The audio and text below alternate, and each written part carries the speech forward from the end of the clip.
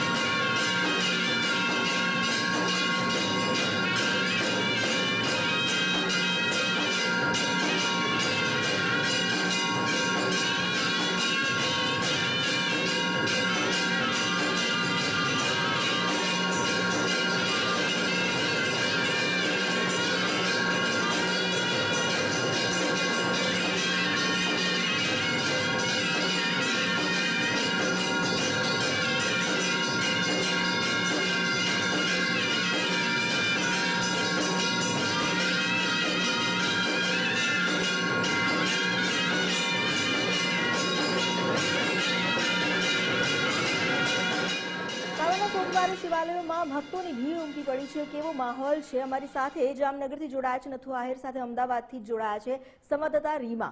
સૌથી પહેલા નથુ, આપની પાસેથી એ જાણવા માંગીશું કે જામનગરમાં આ શિવ ભક્તિનો માહોલ કેવો જોવા મળી રહ્યો છે?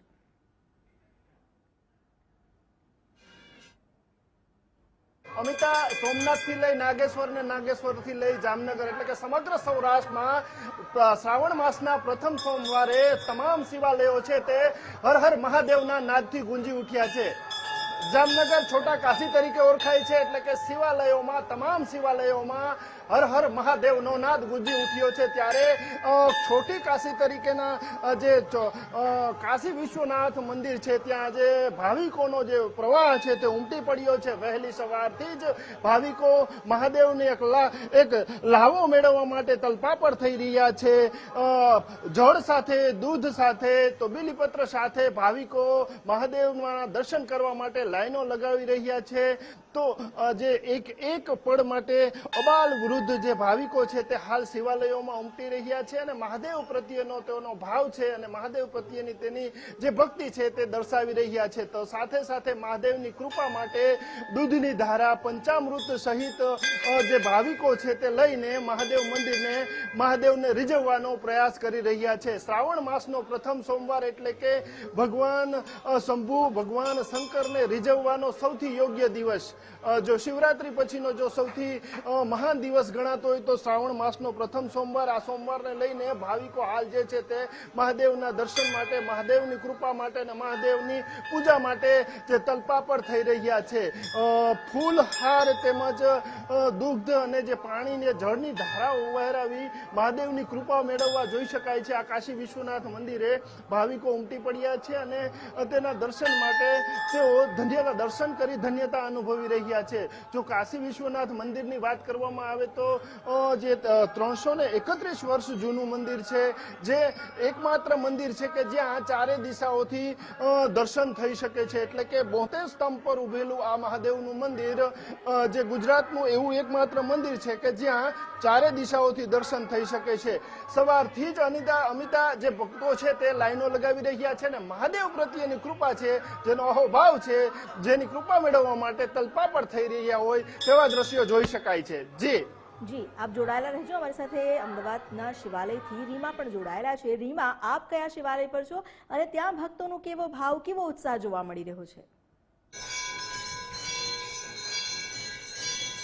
ચોક્કસથી અમિતા, જો વાત કરીએ તો શ્રાવણ માસનો આજે પ્રથમ સોમવાર અને અમદાવાદના તમામ શિવાલયોની અંદર, અમદાવાદ શહેરમાં જ્યારે સવારથી જ વરસાદ છે પરંતુ તેની વચ્ચે શ્રાવણ માસનો પ્રથમ સોમવાર અને તેમાં પણ ભક્તોની મોટી સંખ્યામાં ભીડ છે તે શિવ મંદિરોમાં ઉમટી પડી છે. વહેલી સવારથી જ ભગવાનની વિશેષ પૂજા અર્ચના છે તે કરવામાં આવી રહી છે. અત્યારે અમે અમદાવાદના જોધપુર ખાતે આવેલા બિલેશ્વર મહાદેવ મંદિર ખાતે, ત્યાં પણ ભગવાન શિવજીની સવારથી વિશેષ પૂજા અર્ચના, આરાધના છે જે ભક્તો દ્વારા કરવામાં આવી રહી છે. અને સાથે જ જો ભક્તોની પણ જો વાત કરીએ તો મોટી સંખ્યામાં શિવ મંદિરોની અંદર ભક્તો છે તે ઉમટેલા છે. આજનો જે મહિમા છે તે પણ વિશેષ રહેલો છે. તેને જ લઈને મંદિરના જે મહારાજ છે તેમની સાથે વાત કરીશું. મહારાજ, આજનો વિશેષ મહિમા રહેલો છે, કેવા પ્રકારની વિશેષ પૂજા અર્ચના કરવામાં આવતી હોય છે આજના દિવસે દૂધનો અભિષેક તેમજ જળનો અભિષેક, મધનો અલગ અલગ દ્રવ્યોથી 32-33 પ્રકારના અલગ અલગ દ્રવ્યોથી ભગવાન ઉપર અભિષેક થાય છે અને હરિભક્તો પોતાની મનોકામનાઓ સિદ્ધ કરે છે. આ પવિત્ર શ્રાવણ માસમાં હરિભક્તો આવી અહીંયા ભગવાનની સેવા પૂજના અર્ચના કરી અને સવારથી બ્રહ્મ મુહૂર્તથી કરીને અત્યાર સુધી બધા સવારે અભિષેક કરી પોતાની મનોકામનાઓ સિદ્ધ કરે છે. જો વાત કરીએ તો બ્રહ્મ મુહૂર્તથી સવારથી જ ભક્તો છે તે ઉમટી પડ્યા હતા. અત્યારે પણ જુઓ કે હાલ મંદિરની અંદર આરતી છે તે શરૂ થઈ ચૂકી છે અને અત્યારે પણ ભક્તો છે તે મોટી સંખ્યામાં આ શિવ મંદિરની અંદર ઉમટેલા જોવા મળી રહ્યા છે. તમામ ભક્તો પણ પહેલો સોમવાર છે શ્રાવણ મહિનાનો અને ભક્તોમાં પણ એક અનેરો ઉત્સાહ છે તે જોવા મળી રહ્યો છે. અને એટલા જ માટે આજથી જ્યારે આ શ્રાવણ મહિનાનો પહેલો સોમવાર છે, 4 સોમવાર છે જે આ વર્ષે શ્રાવણ મહિનાની અંદર આવનાર છે. ગત વર્ષે 5 હતા, પરંતુ ખાસ આ 4 સોમવાર તમામ મંદિરોની અંદર પણ આ જ પ્રકારેનો માહોલ છે તે જોવા મળતો હોય છે. અને અત્યારે પણ આમ જુઓ કે મોટી સંખ્યામાં ભક્તો છે તે શિવ મંદિરની અંદર ઉમટ્યા છે. જી અમિતા. આભાર રીમા, આભાર નથી અમારી સાથે જોડાવા બદલ અને વાત કરવા બદલ. ગુજરાતભરના શિવાલયની જો વાત કરવામાં આવે, દરેક શિવ મંદિરમાં શિવ ભક્તો ઉમટી પડ્યા છે.